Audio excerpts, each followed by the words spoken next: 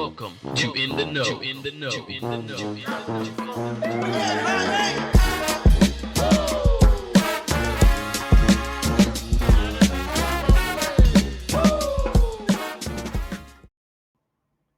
Welcome to In the Know. Schmidt here talking about the CJ McCollum trade. The Pelicans have traded CJ McCollum and Kelly Olynyk to the Washington Wizards for Jordan Poole, Saddiq Bey, and the 40th pick in this draft. The Pelicans are also sending a future pick in this deal that I'm told is going to be heavily protected. So we'll see what year that pick ends up being, but it's probably one that's not likely to convey. The key thing to know about this deal is that the Pelicans can absorb Saddiq Bey in the trade exception that they created for Jonas Valanciunas a year ago in a sign-and trade with Washington. There was a $9.9 million trade exception they generated at that time. Bey will slide into this trade exception because it expires on July 6th. So they will be utilizing it to its fullest. And now that will allow them to create another trade exception for the size of about $13.4 million, which is the Kelly Olynyk salary amount. So they will be going into this offseason with the ability to use their mid-level exception or hold on to it, the ability to use the trade exception that was generated by the Brandon Ingram trade, which was around $12.1 million, and now a trade exception that is $13.4 million.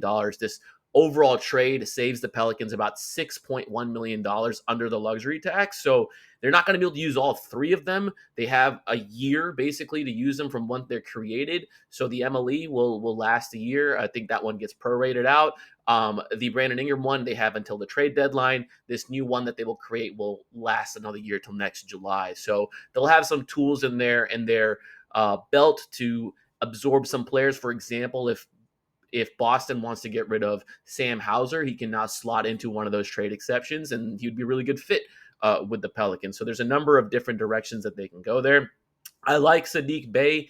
He's probably the most intriguing piece in this deal for me because he's coming off an injury. I think he can be a rotation player. He's a replacement on the wing off the bench that they haven't had since Najee Marshall. And if he can shoot well, obviously he's a good fit there. Jordan Poole, very similar player to CJ. He finishes well at the rim. Maybe a little bit of an underrated playmaker. He's been quite efficient as an individual player outside of I think that first year in Washington. Last year he was around 59% true shooting. He's younger. There's 2 years left on that deal, so I would say like that deal, it holds some upside. It gives him some steady guard play and just goes in a different direction than CJ. And now they have the 40th pick in the draft, so they will have 7, 23, and 40. Maybe they package 40 and 23 to move up a couple slots if they're really targeting a guy that they like. Unclear on how that's going to unfold, but I will be in Brooklyn to cover the draft. I will be at the draft interviewing the players, and hopefully I can bring you some more information from the ground in Brooklyn as things are progressing. So good trade. I'll have a write-up on it soon. We'll see what the next moves are. It seems like the Pelicans are likely going to target a big in some capacity, either through one of their draft picks or through free agency or through trades. One way or another, don't be surprised if there is a different starting center on the team coming up. Thanks for listening.